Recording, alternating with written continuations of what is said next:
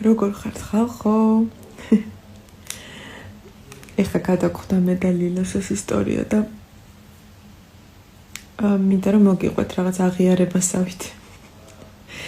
მივაკითხე ცეკვაზე და მანქანაში რო ჩაჯდა, ვაიმეო რაღაცა სუნიაო და ვაიმე არაფერი სუნი არ იყო თქო. მოკლედ რომ მოვყვე ფეხი ჩადგა ძაღლის ებში, კარგად ისე და რო ჩაჯდა მანქანაში, რომ საშინელი სული დადგა რა თქმა უნდა და მე ძალიან გავღიზიანდი. გადმოვედი, ავიღე სალფეტკები, ხელსახოცების ველი, პარკი გავამზადე და გავხადა ეს ფეხსაცმელი და გადმოვედი გარეთ და წმენდ ამას და თან ჯაჯღანებ რა. ჯაჯღანებ რომ რა იყო, როგორ ვერ შენიშნე და მანქანაშიც უკვე რამდენად დილას მიადე და ასე შემდეგ, მოკლედ ვარ ერთ ამბავში. ხო და ამ პროცესში რო ვიყავი, მიყურებდე მანქანიდან. ვერ დავინახეო რა მექნაო რა, რაღაცნაირად ცდილობდა თავი გაემართლების, იმიტომ რომ რაღაცა. და აი ამ მომენტში უცბად ფეხზე ვიგრძენი უცნაური სირბილე.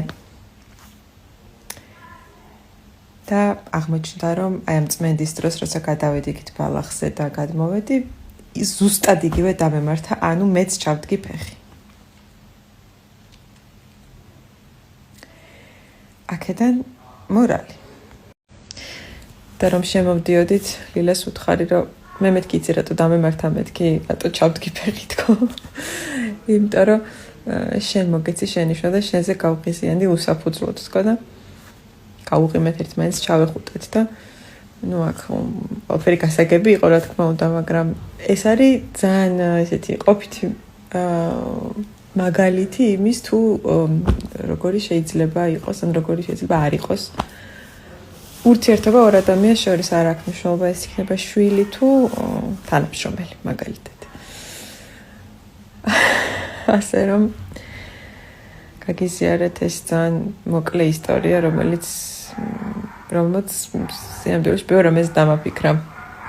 არა და არის ერთი შეხედვით მხოლოდ ბინძურ და აყროლებულ ფეხსაცმელს.